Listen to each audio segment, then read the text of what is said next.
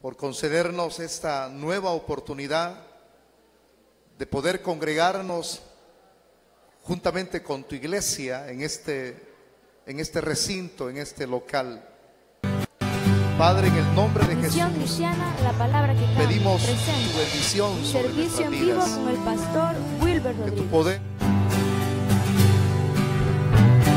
Una producción de Corporación Cristiana de Radio y Televisión. Palabra que cambia. que lo necesitan, fuerzas en medio de la debilidad, tu alimento espiritual en nuestros corazones y en nuestras almas que están sedientas de tu palabra. Danos, Señor, el pan, la cena, que nuestra alma gime por él. Venimos sedientos, venimos hambrientos, venimos con el deseo de aprender, como el niño que se sienta a los pies de su maestro. Así venimos, Señor, abriendo nuestro corazón para que nos hables, para que nos enseñes, para que nos instruyas. Que nuestros pensamientos no predominen, nuestras ideas, nuestros planteamientos, sino que tu palabra, Señor, sea dada en esta hora. Háblanos a todos, Padre, que no se quede nadie sin que tú, Señor, de manera personal le hables, para que todos salgamos confortados, alentados, bien alimentados de este lugar. Salva a los que son tuyos, los que necesitan reconciliarse. Trae esa oveja perdida, descarriada, y hazle volver a tu redil. Bendice las personas que verán este video. Bendíceles y responde a las peticiones que nuestros hermanitos tienen de manera personal. Problemas económicos, problemas de empleo. Ayuda a cada miembro. Ayuda a aquellas personas que no pertenecen a esta denominación, pero que necesitan de ti, Señor.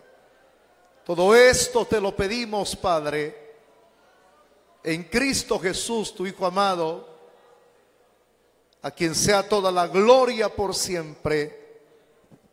Amén. Vamos a abrir nuestras Biblias. Génesis capítulo 14, vamos a leer el versículo número 18 en adelante. Vamos a culminar este capítulo hoy. Génesis 14,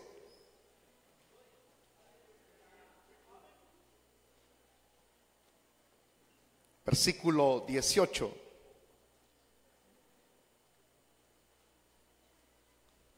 Cuando tenga la porción de las Escrituras, entonces usted me responde con un amén fuerte.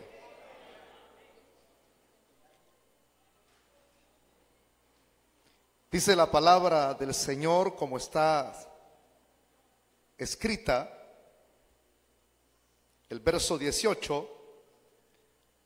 Entonces Melquisedec, rey de Salem y sacerdote del Dios Altísimo, sacó pan y vino y le bendijo diciendo: bendito sea Abraham del Dios Altísimo, creador de los cielos y de la tierra, y bendito sea el Dios Altísimo que entregó tus enemigos en tu mano y le dio a Abraham los diezmos de todo.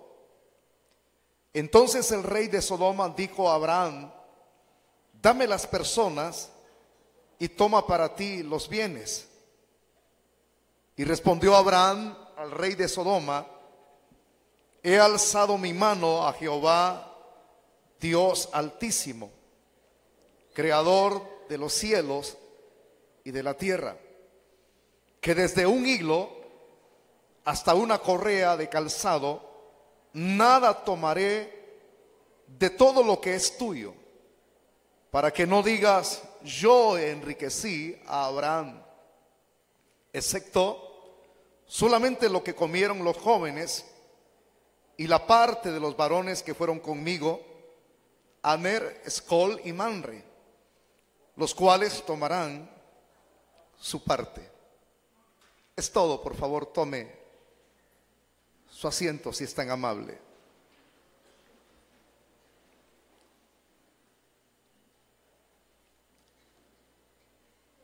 Vamos a enlazar lo que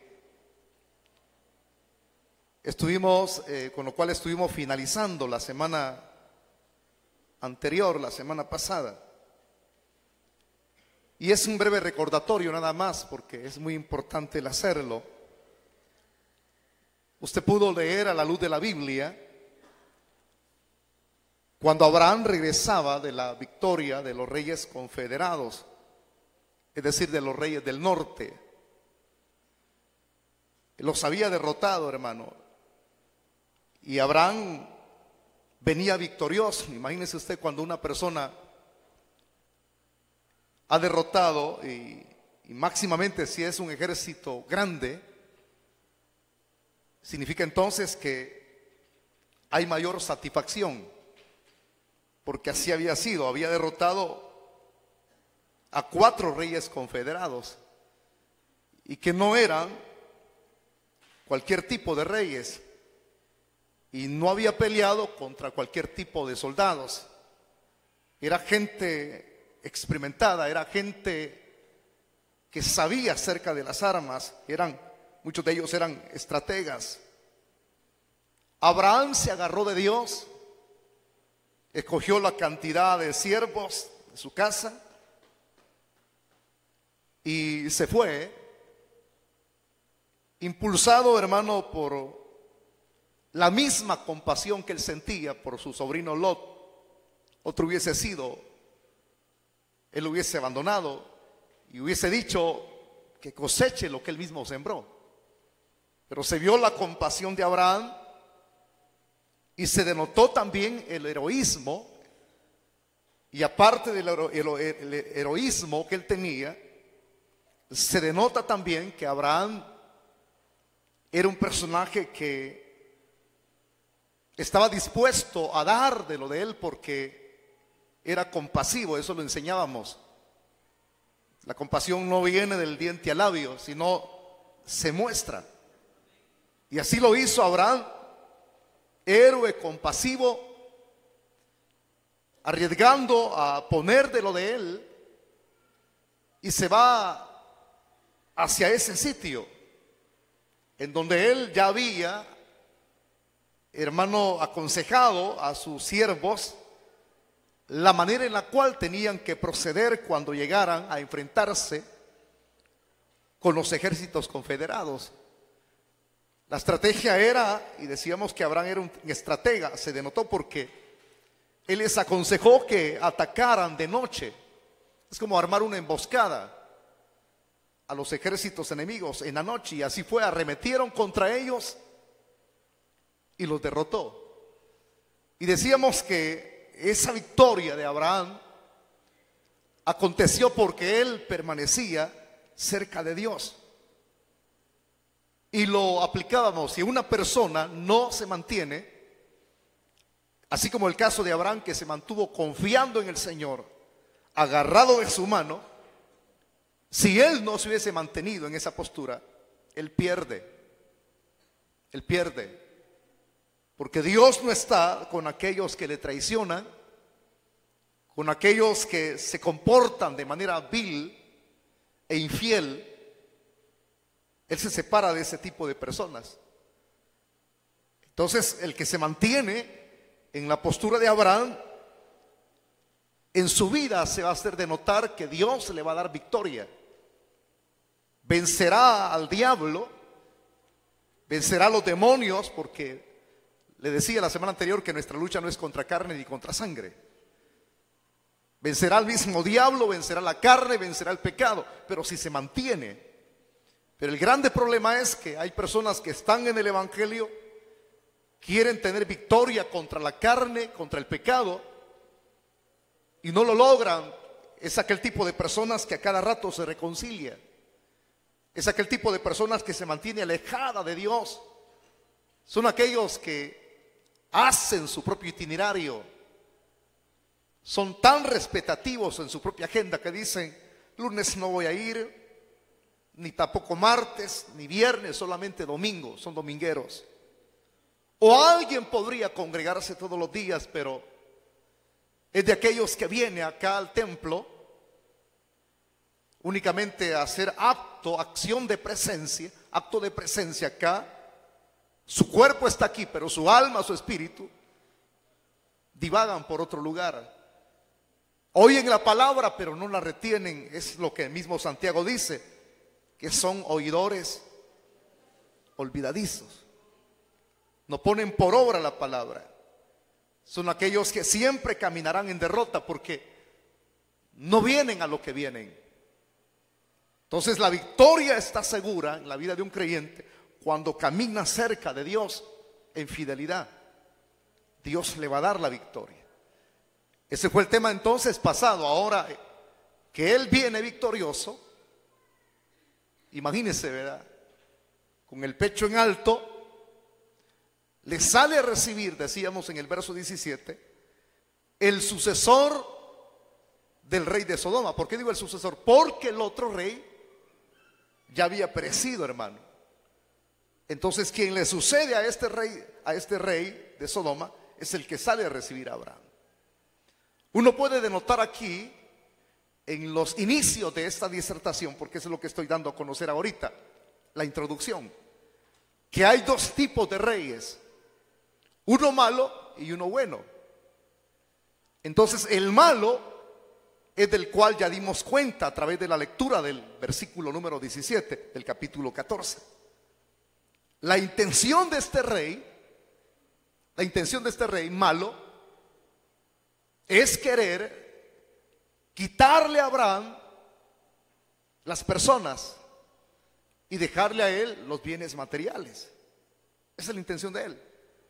Otros escritores dicen que la intención de este rey malo es que él salió a recibirlo para ovacionarlo. O sea, es bueno también eso que dan a conocer algunos escritores del libro de Génesis. Otro escritor dice que este rey salió para poder actuar de manera incoherente e irrespetuosa en contra de Abraham. Ya lo vamos a ver más después cuando estemos en el desarrollo. Lo que tenemos que hacer es conjuntar todo este tipo de comentarios que algunos escritores dan a conocer. Y de hecho, algunos son ciertos. Entonces ya el rey malo le sale a recibir, ¿verdad? Pero también se da a conocer el rey bueno. Y es del cual vamos a estar hablando acerca de él en el versículo 18. Quiero que por favor lo lea conmigo. Dice la escritura: entonces Melquisedec, rey de Salem y sacerdote del Dios Altísimo, sacó pan y vino. Veamos, hermanos, antes de hablar un poquito acerca de este personaje.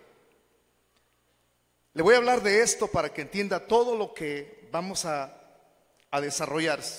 El presentarle esto en el inicio y de enseñarlo con lucidez, si lo entendemos, entonces vamos a entender todo lo demás,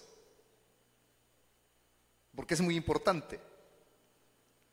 Aquí, quien aparece es el que habrá de presentarle a Abraham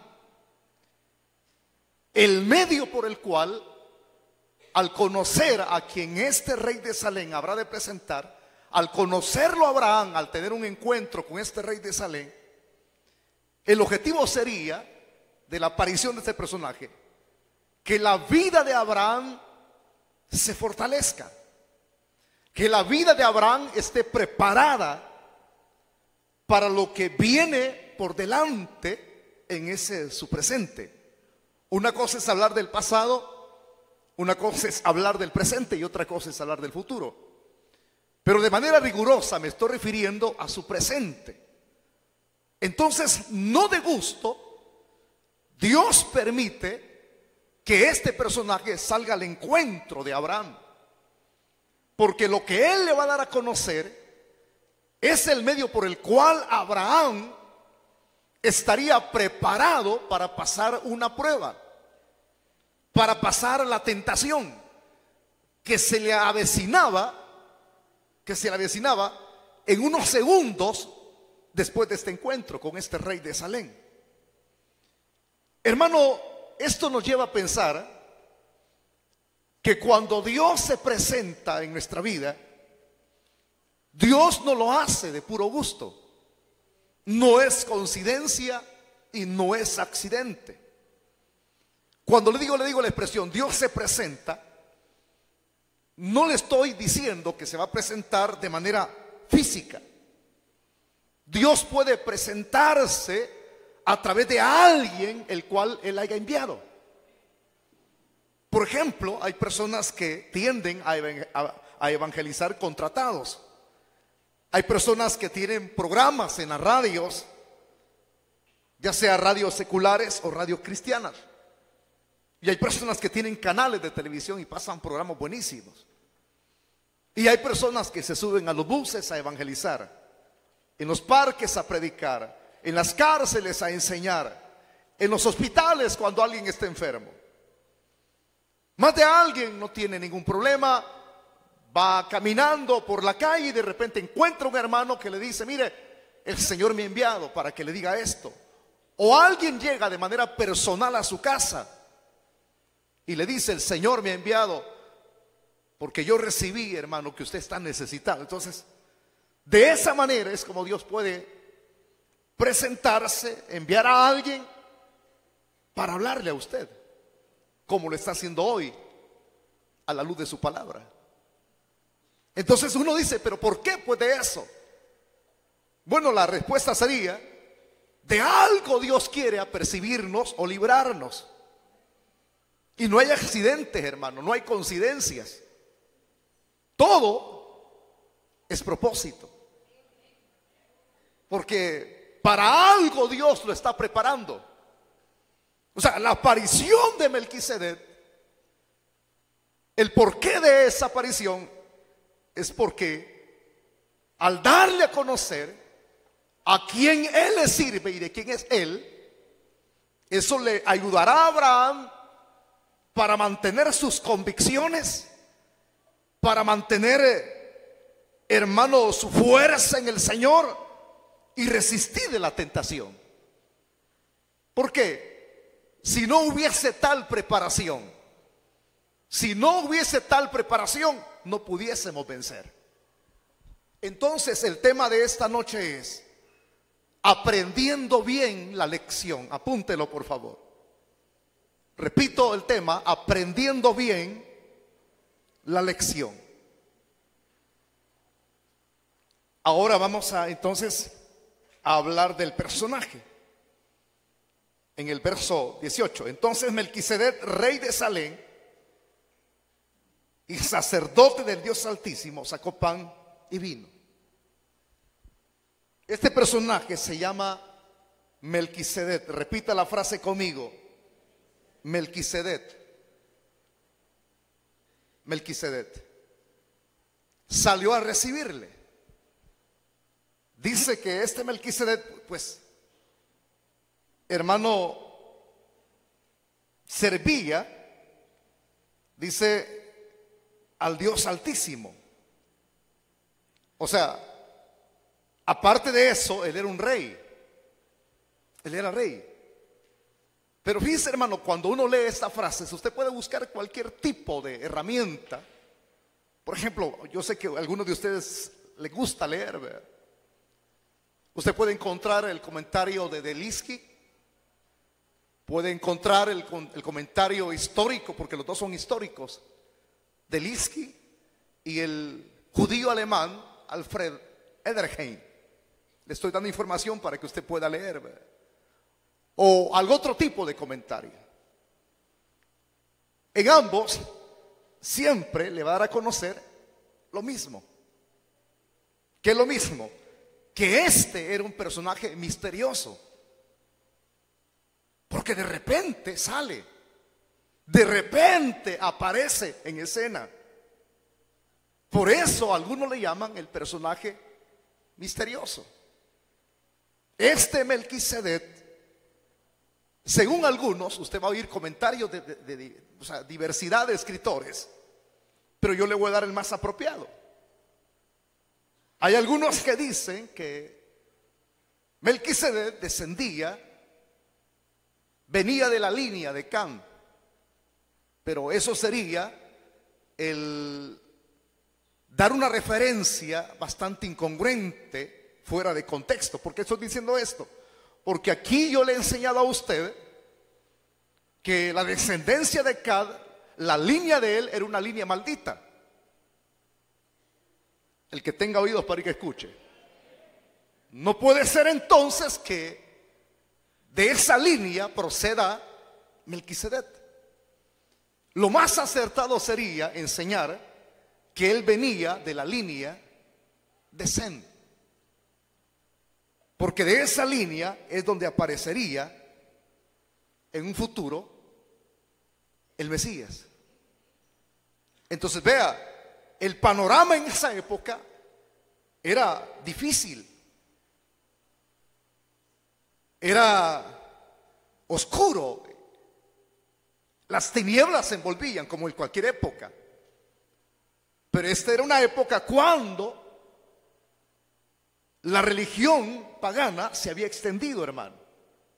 Se había extendido. ¿Cuál religión pagana? Ya hemos estudiado que la religión pagana tuvo su origen en un personaje llamado Nimrod. Ahí nació el culto a la señora con el niño en brazos, la que hoy en la actualidad llaman la reina del cielo. Ahí nació el culto al dios Sol. Ahí nació la celebración de Navidad, como le llaman algunos, la celebración del solsticio de invierno.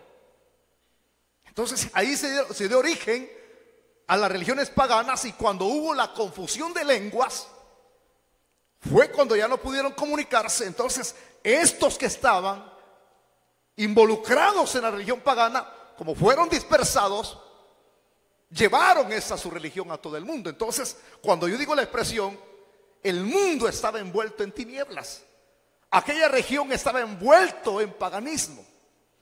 Pero que estaba envuelto en el paganismo, en esa época, según algunos escritores históricos, aparece en escena a aquel que todavía guardaba la adoración al Dios vivo, al Dios verdadero.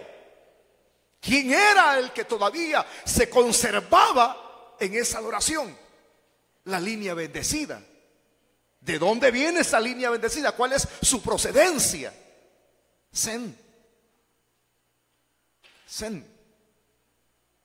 que es uno de los hijos de Noé. Entonces aparece en escena el que viene de esa línea, y el que viene de esa línea, según los escritores, es Melquisedec. Él era como un luminar en esa época, pero aún con todo ello seguía siendo un personaje extraño, misterioso. Y dice que él era rey, porque aquí lo da cuenta de ello en el verso 18. Rey de Salem. Dígalo fuerte conmigo, rey de Salem. O sea que había un reinado en ese lugar que se llamaba Salem, ¿verdad? Vamos a ir paso a paso conociendo a este personaje, rey de Salem. Fíjese que este personaje, rey de Salem, así como aparece en escena de manera misteriosa, pocas veces la Biblia habla de él. O sea que algunos escritores dicen, así como aparece en escena de manera misteriosa, así de manera misteriosa irá desapareciendo. Pero fíjese que no, él no habrá de desaparecer. Por eso es que cuando vayamos avanzando, hay un escritor que perpetuó el nombre de este personaje. Lo perpetuó en uno de sus libros que se llama La Epístola Anónima a los Hebreos. Perpetuó su nombre, o sea que no pasaría.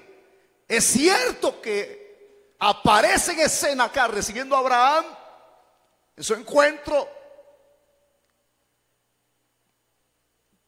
como un misterio, ¿verdad?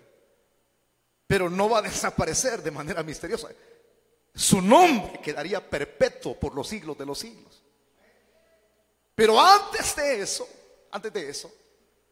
este personaje, después de que acá se lee de él en el capítulo 14, versículo 18, 600 años después se vuelve a nombrar.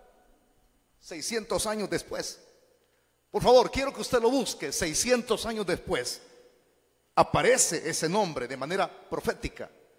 Abra su Biblia, quiero que me lo lean algunos. El Salmo 110, el versículo número 4. Ojea su Biblia, hermanito. Salmo 110, versículo 4.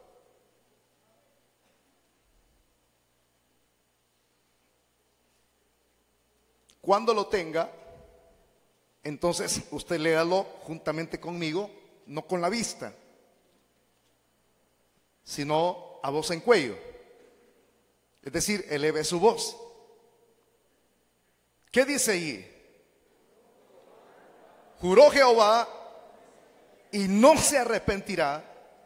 Tú eres sacerdote para siempre, según el orden de Melquisedec. Le dije que 600 años después aparecería nuevamente su nombre de manera profética, porque aquí de quien se está hablando es del mismo Señor Jesucristo. Pero ahora vea, no quedaría allí estancado nada más ese nombre, ¿verdad? No, hermano, no se quedaría allí, sino que esto continuaría, porque su nombre aparecería en escena por tercera vez 1000 años, ya no estamos hablando de 600 años, ¿no? 1000 años después. ¿A dónde es que yo puedo corroborar eso, que este nombre aparecería por tercera vez 1000 años después? Vamos a leerlo entonces todos juntos en Hebreos. Vamos a ver algunas porciones de la Biblia de esa epístola. Hebreos capítulo 5. Quiero que lea conmigo el versículo 6.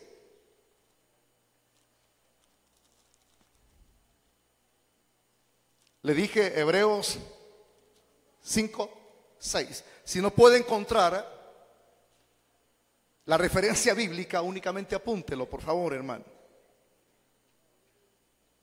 Dice el verso 6, como también dice en otro lugar, tú eres sacerdote para siempre, según el orden de Melquisedec.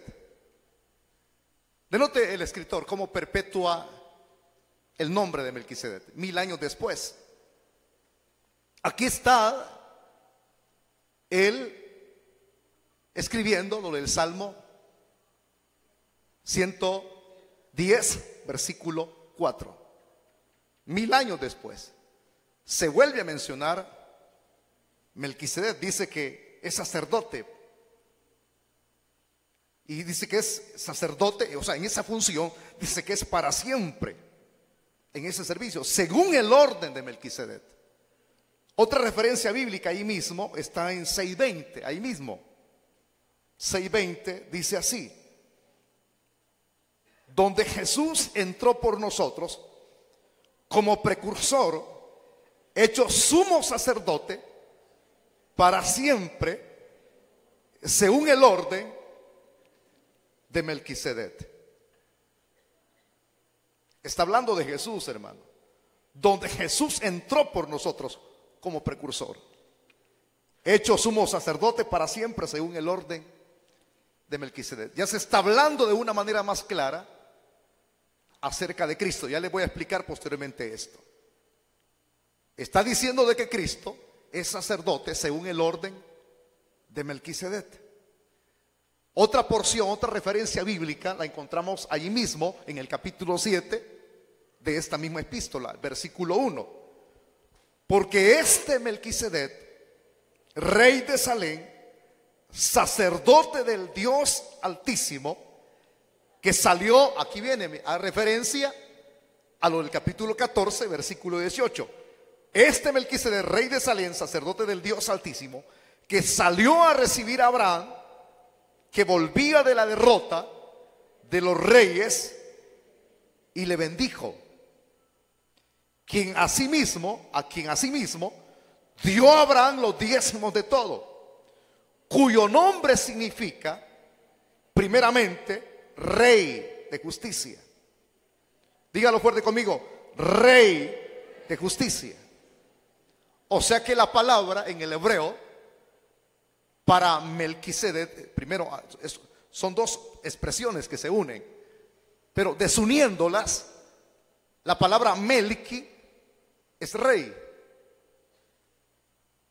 y la otra expresión Melquisedec tiene otro tipo de interpretación. El hecho de enfatizar todo el nombre Melquisedec, rey de Salem, al juntar la expresión, es rey de justicia. Algunos mencionan la otra expresión más literal, rey de paz. Es el mismo Melquisedec. Y aquí da cuenta de ello el versículo número 2, cuyo nombre significa primeramente Rey de justicia, Melquisedec. Rey de Salem, esto es Rey de paz. Y es muy interesante el observar, aparte de lo que el escritor anónimo perpetuo aquí dice, la palabra Salem. La expresión en el hebreo, y aquí es muy interesante verlo a la luz del hebreo, nos suena muy reconocido esto, Salem. Eso nos da una idea de lo que en el futuro Dios, cuando diera la tierra a los hebreos, aquel lugar llevaría un nombre, y el nombre de Israel, su capital, sería Jerusalén. Es decir, lo que nosotros decimos de manera literal, Jerusalén, pero es la expresión Jerusalén. Esta Salem es la misma que en el futuro Dios daría a su pueblo Israel. Pero aquí tiene un inicio. El que comienza a ser rey de Salem, de Jerusalén. Hay las frases en el hebreo, cuando uno encuentra notas, ¿verdad?, de salmos en el hebreo, es Jerusalén, Jerusalén. Hay himnos en el hebreo que así se cantan. Entonces él era rey de Jerusalén. El que tenga oídos para oír, que escuche lo que estamos enseñando. Entonces le dije, voy a completar lo que dejaba pendiente. Melqui, ¿qué significa? Rey. Sedec significa justicia.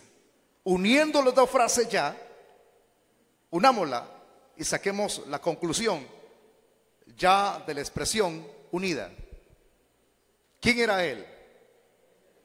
Melquisedec, rey de justicia, o sea, rey de justicia, rey de justicia. Ese es el significado de la palabra Melquisedec. Ahora, No voy a dejarle a medias porque aquí me voy a llevar un buen tiempecito.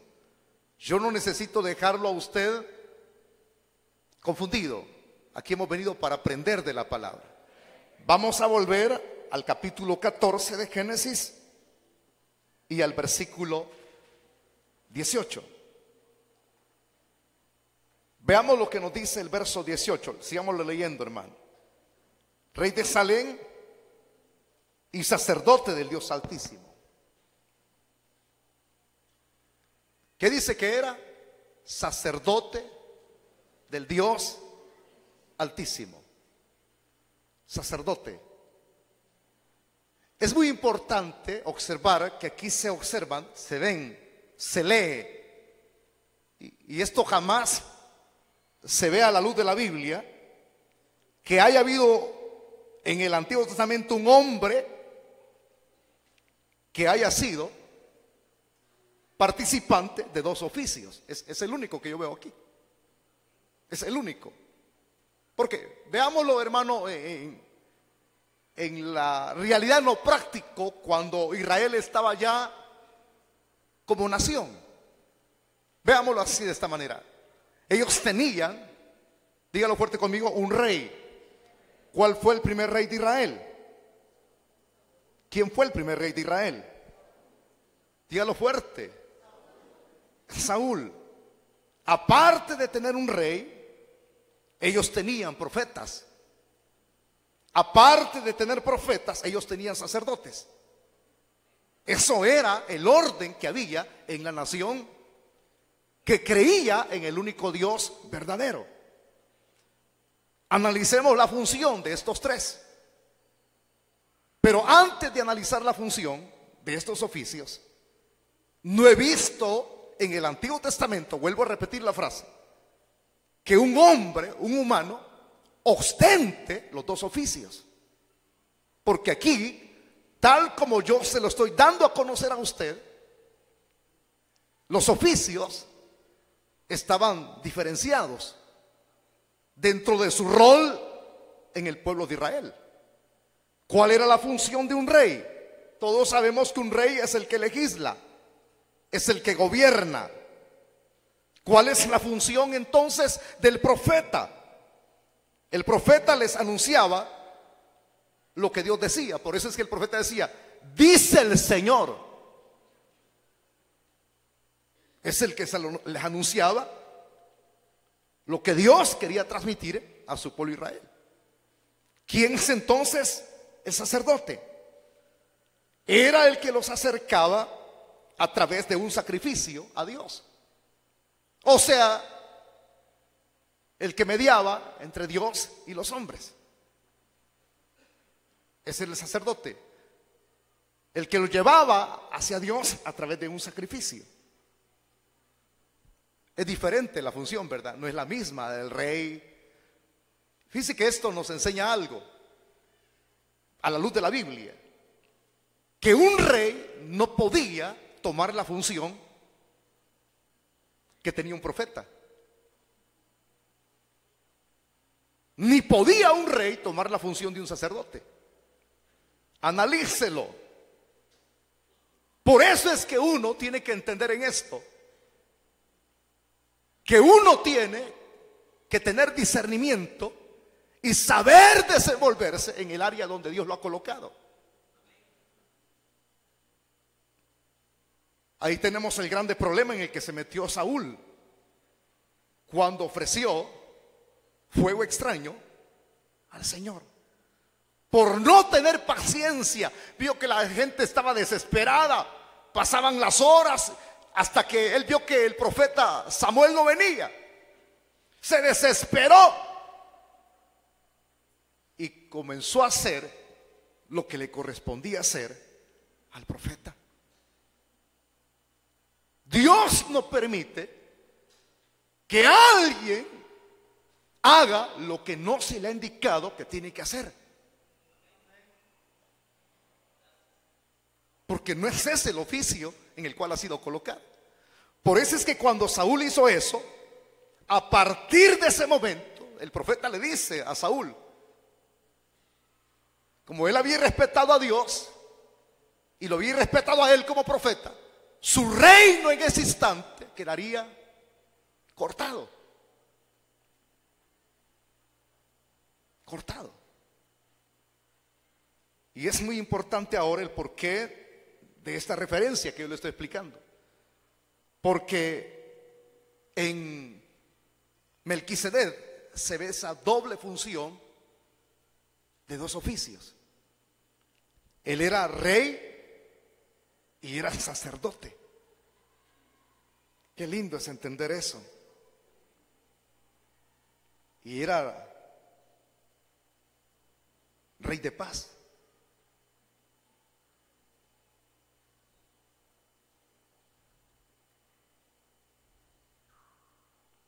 Por eso es que yo escribí algo de una herramienta que encontré ahí. La expresión, por ejemplo, ciudad, ¿verdad? Rey de una ciudad. Salem, paz, ciudad. Es la expresión Yehú. O sea que donde él convivía era una ciudad de paz. Este personaje extraño. Pero ahora es muy interesante ver esto. Aparte de los oficios, era rey y sacerdote. Sacerdote es la palabra si usted tiene la Torah en el hebreo, porque es muy lindo leer en los originales, es la palabra kohen, es para sacerdote, kohen. Entonces él era kohen, sacerdote, y era rey. Vea esto, hermano, no era cualquier persona. Acuérdese de lo que escribe el profeta Isaías acerca de Cristo, anunciando de manera profética quién sería el Señor. Dice que Él es príncipe de paz. ¿Cuántos dicen gloria a Dios? Jesús es príncipe de paz. O sea, desde ya podemos ir vislumbrando que este Melquisedec, quien salió a recibir a Abraham, era un tipo de Cristo. O sea, él era un personaje real, pero raro y misterioso, hermano. Misterioso.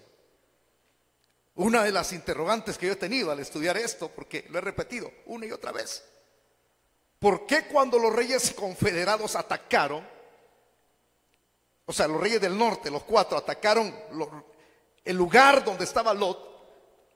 Todo eso en el futuro sería Jerusalén, y allí quedaba Salem.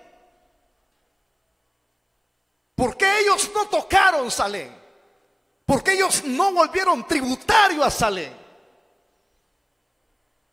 ¿Nunca ha tenido usted esa curiosidad? Porque allí legislaba el rey de paz. Y donde legisla el rey de paz, no entra el enemigo. Y no se vuelve ese lugar geográfico donde reina el rey de paz tributario a las fuerzas enemigas. Porque allí legisla el rey de paz. Vea que eso hay que considerarlo y tomarlo en cuenta. Entonces, este Melquisedec era una persona humana. Ya di, ¿verdad?, su procedencia de la descendencia de Sem. Pero con dos oficios, sí. Sacerdote. Y es muy interesante ver esto. Pero ahí viene la otra pregunta: ¿quién es Melquisedec, verdad? Porque todavía cuando uno enseña esto, hay gente que todavía dice, bueno, ¿y quién es él, pues? Ya le acabo de decir, es un tipo de Cristo. Usted va a hallar referencias como esta, es una figura de Cristo, es igual. Por eso es que en el comentario de Delitzky y otros comentarios dicen: este rey Melquisedec se parece mucho a Cristo. Mucho a Cristo. ¿Por qué mucho a Cristo? Porque vamos a ir viendo todo eso. Porque Cristo, al igual como Melquisedec, se desenvolvió. Ya hemos dado la enseñanza doctrinal aquí de los oficios de Cristo. Cristo fue profeta. Por eso es que las frases que aparecen en la Torah son estas. Y es como una palabra profética que dice que Dios levantaría a un profeta mayor que Moisés de entre su pueblo. ¿Quién es ese profeta? ¿De quién hablaba allí? Hablaba del mismo Cristo en su oficio. Él fue profeta. Pero aparte de que Cristo fue profeta, todos sabemos que Jesús es rey. Alábele que Él vive. Él es rey. Los tres oficios. Aparte de que Él es rey, Él es sacerdote. Él es sacerdote. Él ofició estos oficios. Entonces, si Melquisedec es un tipo de Cristo, ya les lo dije hace unos minutos, un sacerdote era el que los acercaba a través de un sacrificio a Dios, pero hay otra expresión más literal. Sacerdote es el que medía el uno del otro. Es decir, la expresión más literal es un mediador. Ese es un sacerdote. Por eso es que Pablo escribía acerca de ese único mediador. Cristo, decía Pablo, es el mediador entre Dios y los hombres. Él es el único mediador. Y no hay otro. Pero antes de terminar de hablar de él, yo no, hermano, quisiera tener todo el tiempo, por lo menos unas 3 horas. Porque eso me llevaría enseñándole acerca del sacerdocio de Cristo. O sea, yo le estoy dando lo más elemental.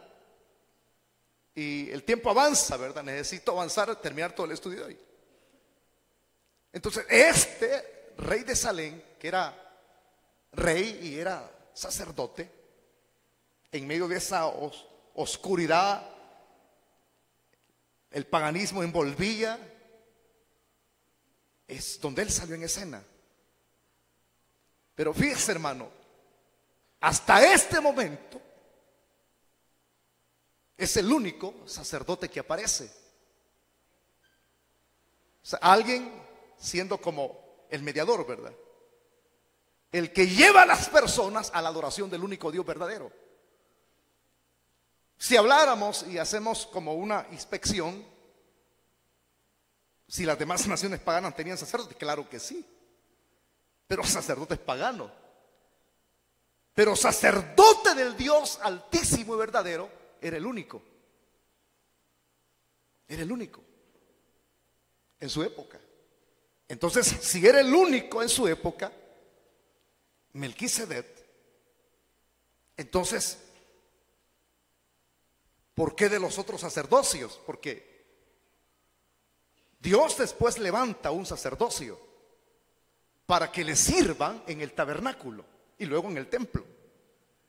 Pero ese sacerdocio tenía que ser Dios quien lo escogiera, lo instituyera.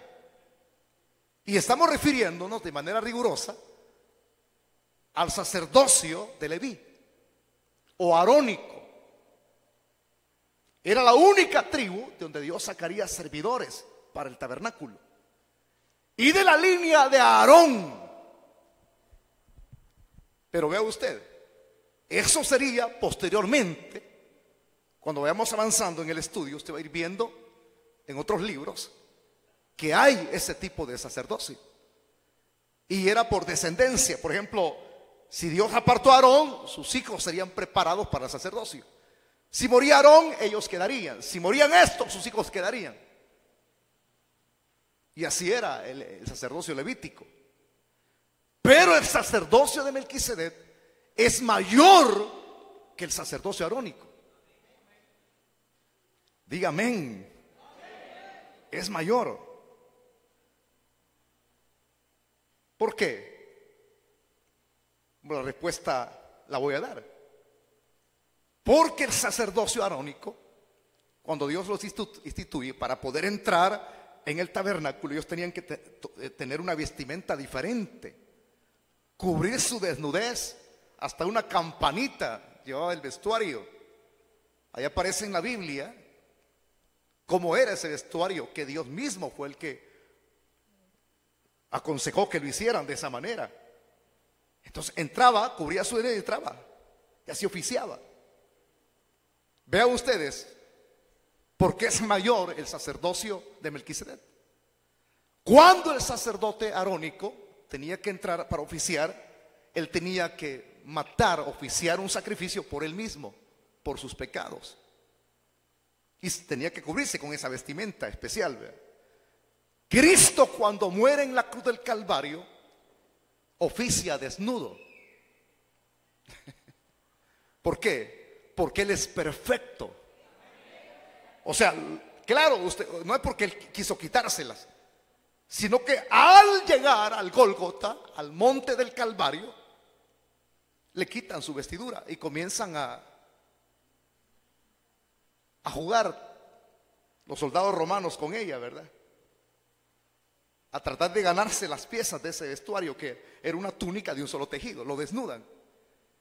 Pero allí el ser que está siendo desnudado está presentándose delante del Padre, oficiando como sacerdote en pro, en bienestar,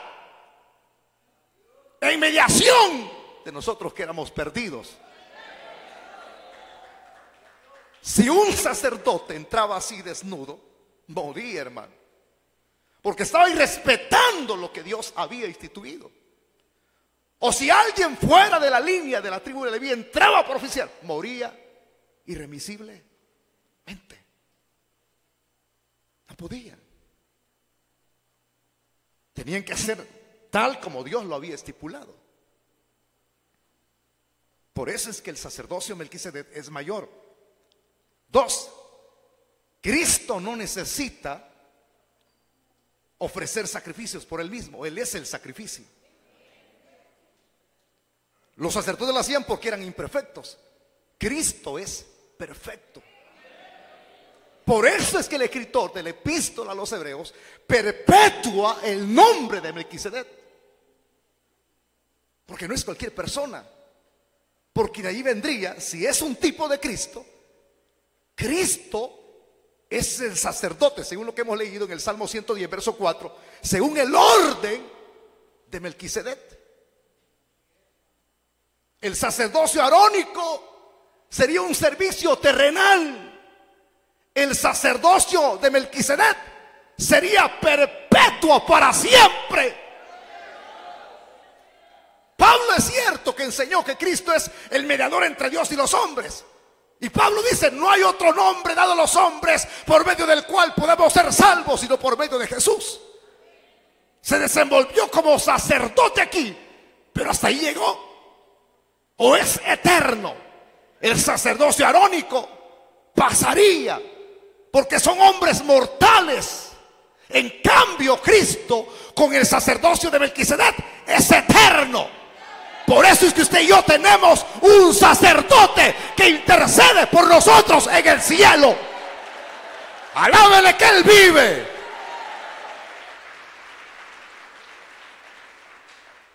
Tenemos un sacerdote.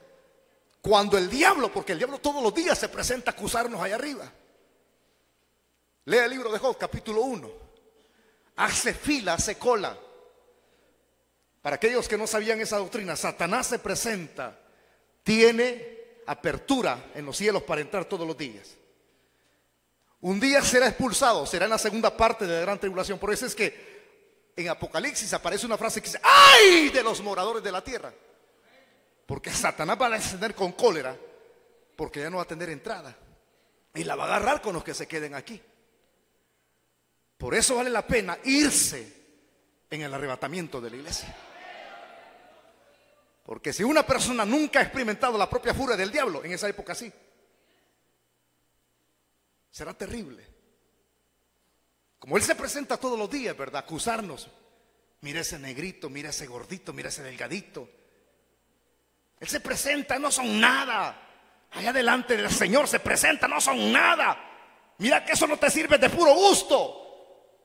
Y viene Cristo, nuestro sacerdote, nuestro sumo sacerdote, según el orden en el que se presenta y le dice: Padre, Él es mentiroso.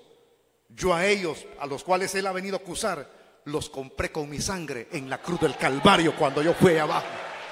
Tenemos a alguien que nos defiende ahí arriba. ¡Aleluya! ¿Cuántos están alegres por eso? Bendito el Señor, ¿verdad?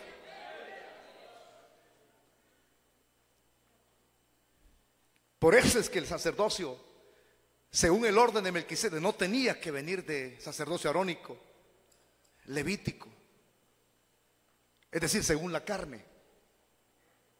No tenía que venir.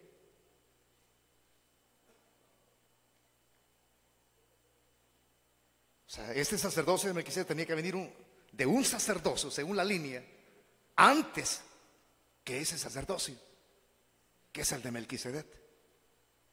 Entonces, si es un tipo de Cristo, quien nos sale a recibir a Abraham, es un tipo que conoce a Dios. Una cosa es hablar de un rey malo e interesado, pero otra cosa es hablar del que sale al encuentro. Y el que sale al encuentro, aunque misterioso, extraño, pero conoce a Dios. Sigamos leyendo, por favor, ahí. Siga leyendo conmigo. El verso número 18.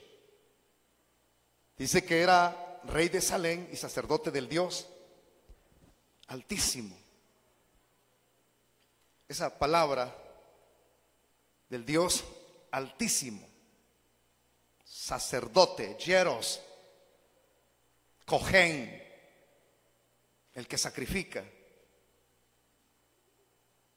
era conocedor de ese Dios Altísimo. Ahora, aquí es donde aparece la frase en el hebreo bíblico. Algunos conocemos a Dios en una parte, pero cuando usted estudia la naturaleza de Dios, que nunca llegaremos a completar ese estudio porque no se puede. Nuestra mente es finita y Él es infinito. Él es más grande que los cielos, más ancho que los cielos. Usted sabe el corito que cantamos, ¿verdad? Nunca llegaremos a conocerle, pero Él es grande. Él es el sacerdote del Dios Altísimo. La expresión es la palabra Elión. ¿Qué significa Elión? Que Dios es grande, altísimo. Él sirve a Dios Altísimo, el León grande, el Dios que es dueño de esta tierra, el Dios creador. Él es el servidor de este Dios. Entonces es un ser especial y sale al encuentro y dice que saca pan y vino. ¿Qué significa eso cuando sale al encuentro el rey de Salem? ¿A qué él iba a pedirle, ver las cosas? Y ya le dije la frase de algunos escritores, que iba a insultarlo, vamos a ver eso, o a ovacionarlo, a darle las gracias. Pero este sale y saca pan. No estoy mal, ¿verdad? Pan y vino. Sacó pan y vino. ¿Qué significa eso? Vean ustedes que tiene mucho parecido a Cristo. Es un tipo de Cristo. Capítulo 26 del Evangelio de Mateo. Cuando llega a la casa lo abre. El Señor está en la celebración de la cena y Él comienza a partir el pan y dice: este es mi cuerpo que por vosotros es partido. Cada vez que coman y beban, hacedlo en memoria de mí. Cuando saque el vino y dice: esta es mi sangre que por vosotros será derramada. Esa es la sangre del pacto que fue derramada por nosotros. Esos dos elementos son simbólicos, es puro simbolismo. El pan simboliza el cuerpo, el vino simboliza la sangre. Se parece tanto al Señor que ahí se nos está adelantando ese pacto que se realizaría, se concretizaría en favor nuestro en el futuro. Aleluya. Pero también ese pan y ese vino que saca era una costumbre la cual se practicaba en esa época. Cuando se salía a recibir a los forasteros, a los extranjeros, a los reyes, a los soldados que venían en victoria. Es decir, que se compartía eso con las personas que venían cansadas. Usted puede ver que en las bodas o en las celebraciones que los judíos celebran no falta esto. Esa es una costumbre. Por eso es que usted puede leer en las bodas de Caná de Galilea que ahí hubo comida y hubo vino. ¿Y qué fue lo que faltó? El vino.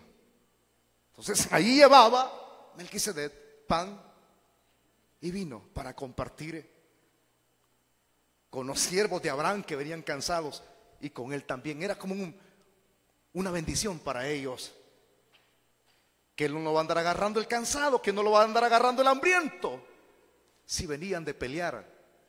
Y dice el verso siguiente, el verso 20: y bendito,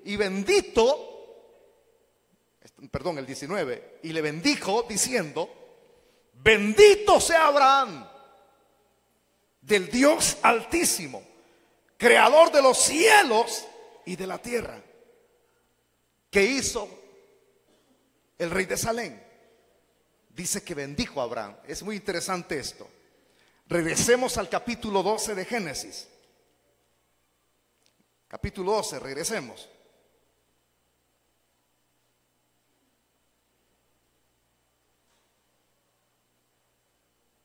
¿Ya lo tiene? Lea conmigo entonces.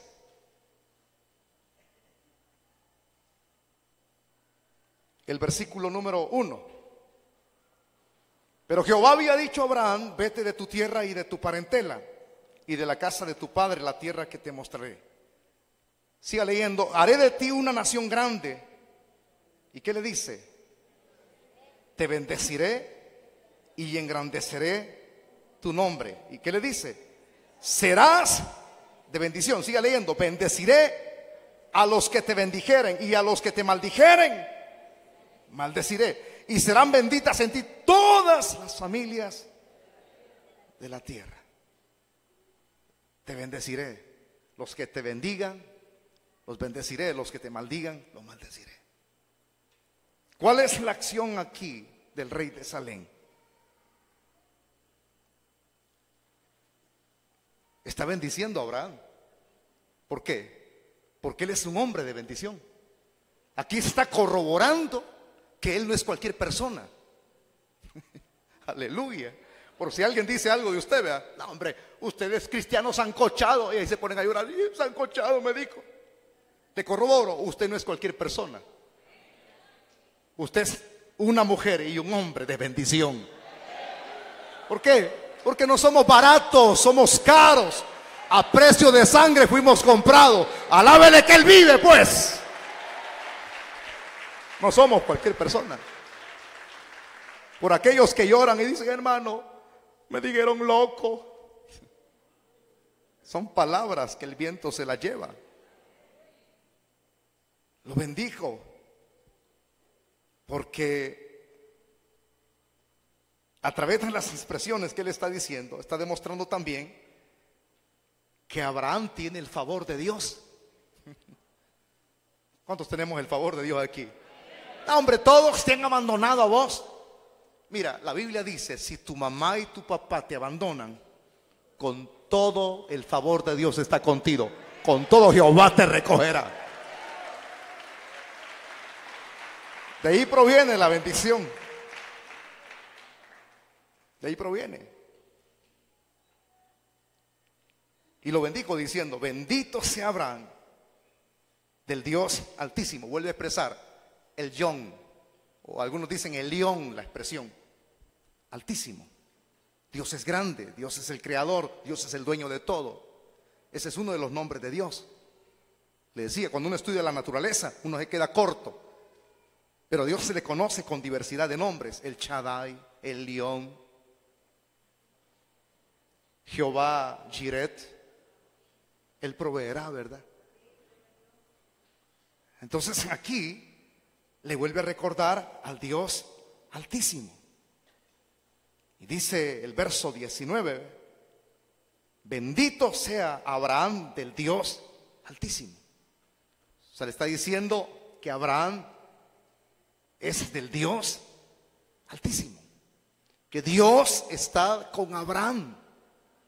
Y Dios estando con una persona, aquí la idea es Él quien te da la victoria cuando Dios está de tu lado. Si Dios es con nosotros, ¿quién contra nosotros?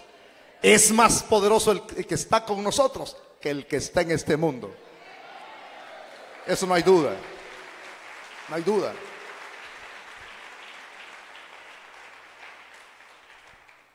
Ese es bendito, Abraham, del Dios Altísimo. Dice, creador de los cielos y de la tierra. O sea, diciéndole, Él te dio la victoria. Y Abraham lo sabía, hermano. Pero aquí está conociendo al Dios que le presenta Melquisedec. Elión, el Dios Altísimo, el creador de todo. No, hombre, es muy lindo porque ya va a ver usted por qué. Yo se lo dije al principio, era necesario que Melquisedec se apareciera. Y claro, vea la acción de Abraham, verso 20. Y dice, y bendito sea el Dios Altísimo que entregó tus enemigos en tu mano, la acción de Abraham. Y le dio a Abraham los diezmos de todo. Esta era otra costumbre, hermano. Que cuando un vencedor venía con todo, ¿verdad?, lo que había ganado en la batalla, personas, joyas, tesoros, siempre el que venía, cuando venía delante de un rey, ofrecía a ese rey tributo. Pero mira, aquí es algo muy lindo, hermano. Aquí Abraham reconoce que ese personaje no es cualquier persona. Porque dice que le diezmó de todo lo que había conquistado. Diezmó. O sea que él se está haciendo copartícipe del ministerio o del oficio del sacerdocio de Melquisedec. Eso no cualquiera lo hace. Y a la vez ve a Melquisedec como alguien mayor. Y eso es muy lindo, porque hay personas que cuando se habla del diezmo dicen, el diezmo quedó abolido. El diezmo era algo para el Antiguo Testamento y no para el Nuevo Testamento. No lea la Biblia y escuche voces extrañas y su vida sea maldecida. Esa era para la época de Noé. Las tribus tenían que diezmarle para la manutención de la tribu levítica. Claro, ellos eran los que oficiaban y el sacerdocio también. Y eso fue instituido por Dios. Los patriarcas lo hacían. De todo lo que me dieses, el diezmo apartaré para ti. Eso lo dijo Jacob cuando iba huyendo de su hermano. Pero vea, aquí en lo que Abraham estaba haciendo, en esa acción de diezmarle a Melquisedec, es como un reconocer que ese sacerdocio es mayor. El que está diezmando, de los lomos de Abraham saldrían los levitas. De los lomos de Abraham saldría el sacerdocio arónico. Y hay ese reconocimiento a alguien mayor. Y Abraham reconoce eso, hermano. Lo estaba haciendo con este rey. Era un tipo de tributo. Y lo estaba haciendo con agradecimiento, porque lo que se da no se da con dolor ni con tristeza. Porque el diezmo no es impuesto, señores. Yo he oído personas que dicen, y en tu iglesia me quitaron el privilegio porque no diezmé. El diezmo nunca se impone. Abraham reconoce que fue Dios quien le dio la victoria. Y si Dios le dio la victoria, ahora daba su tributo a ese rey que él miraba como algo especial y mayor. Rey de Salem, rey de paz, rey de justicia y sacerdote. Entonces, con toda disposición le diezma voluntariamente. Aunque Melquisedec no lo requería, porque es un tipo de Cristo. Él es el dueño de todo. Aleluya. Pero hay que hacerlo con agradecimiento. Y Abraham lo hizo. Y lo tremendo es que lo hizo para demostrar dos cosas. Porque Melquisedec, le dije hace poquito, es mayor que Abraham. Y también porque esa era la costumbre en esa época. Sigamos leyendo el versículo siguiente, que es el verso 21. Entonces el rey de Sodoma dijo a Abraham: dame las personas y toma para ti tus bienes. Por eso es que algunos dijeron, llegó a insultarlo, y es cierto, era un irrespeto. ¿Quién obtuvo la victoria?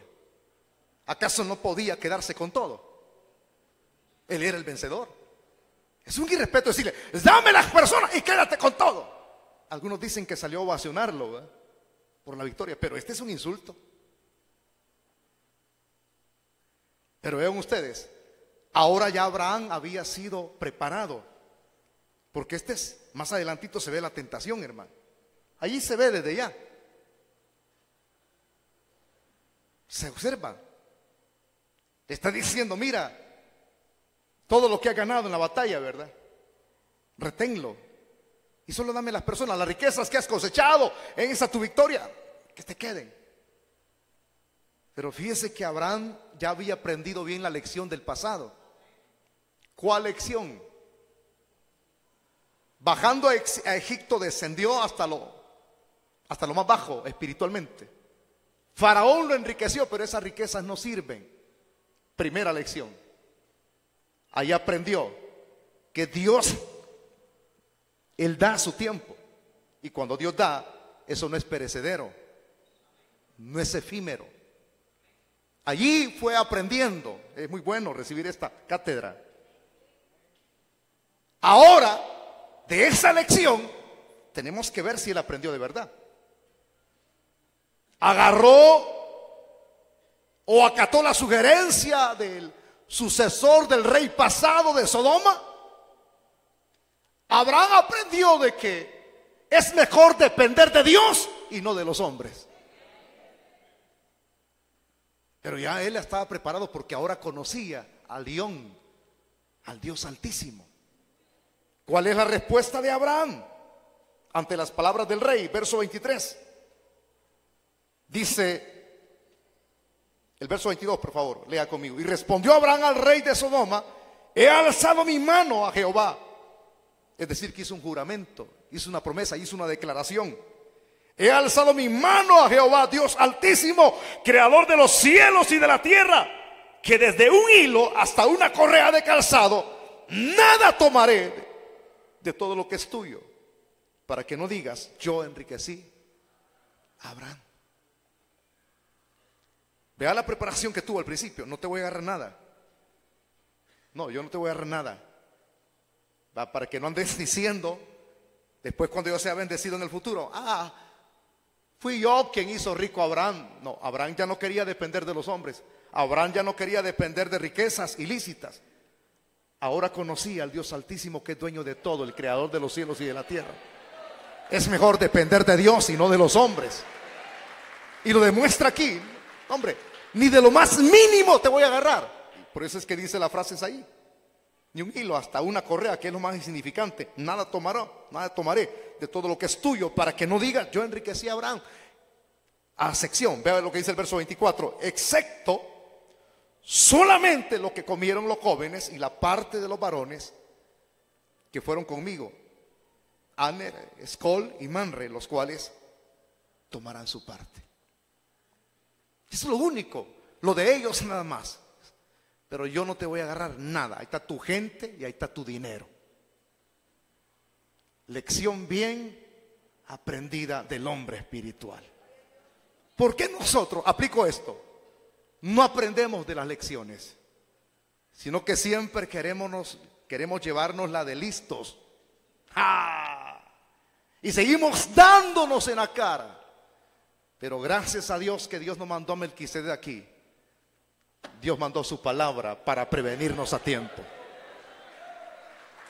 No agarres lo que no es lícito. Vence la tentación. Puedes hacerlo porque conoces a Dios. Si no lo conoces, no vences. Muy fuerte puede ser la prueba, la tentación que usted tenga. Pero cuando uno conoce a Dios, uno valora más al Dios Altísimo. No, gracias por la oferta. No, mire, le vamos a pagar, hombre, haga esto. No, gracias. Fíjese que yo soy cristiano, temo a Dios y no importa si me cuesta. Yo no quiero ser millonario en esta tierra. Mire, si me cuesta ganarme $100, lo voy a ganar con el sudor de mi frente. Yo no soy cualquier persona, conozco a Dios, Él es santo. Dios lo prepara de antemano. Por eso alabemos al Señor, alabémoslo con todas las fuerzas. Si hay alguien que ya fue vencido, ya no siga siendo derrotado, hombre. Aprendamos de las lecciones. Dios está cerca de nosotros, su palabra está a tiempo. O sea, no es coincidencia que usted haya venido hoy a la iglesia, porque está a punto usted de cometer adulterio. Más de alguien le está diciendo: si sos macho, si sos hombre, tenés virilidad, vení pues, vení. A tiempo Dios lo percibe, no caiga. No sea llevado, como dice Proverbios, como el buey al matadero. Si le han ofrecido algo por ahí que es fácil de agarrarlo, a tiempo Dios le habla en su palabra. A tiempo usted que le mandan recaditos a través del celular, la están engañando. No caiga en la trampa del diablo. Sálgase de la red. Claro, usted solo no puede salir, pero Dios está aquí. Dios es fuerte para ayudarnos. Él es poderoso para sacarnos de la tentación. Ahora, si usted, habiendo sido apercibido por la palabra, acepta los ofrecimientos del diablo y del mundo, cuídese, porque ya Dios le adelantó. Ya Dios le dio su palabra, su consejo. Será usted el que quiera seguirse dando de cara. Entonces no culpe a Dios, porque Dios no es culpable de nuestras desgracias, ni las cosas en las cuales andamos inmiscuidos en el pecado. Somos tan expertos que escondemos bien las cosas. Somos profesionales, las escondemos tan ahí, debajo de la cama, el recadito en el celular. Más de alguna vez se le va a caer el cheat. Y más de alguien lo va a descubrir detrás del palito de Nance. Porque no hay cosa que sea oculto que no sea descubierta. Hoy tenemos la palabra, señores. Por eso si usted venía diciendo: Señor, háblame, a todos nos ha hablado el Señor. No aceptes la propuesta del diablo, no aceptes las tentaciones, que no te venzan. Mira que yo no te he dado un espíritu de cobardía, sino que de poder, de amor y de dominio propio. Estás bien como estás, permanece, no llores, es cierto, estás firme. Y hoy que estás firme, estás en santidad, es cuando más pruebas te han venido. Permanece en esa postura, que Dios honra a los que le honran. Vamos a cerrar nuestros ojitos.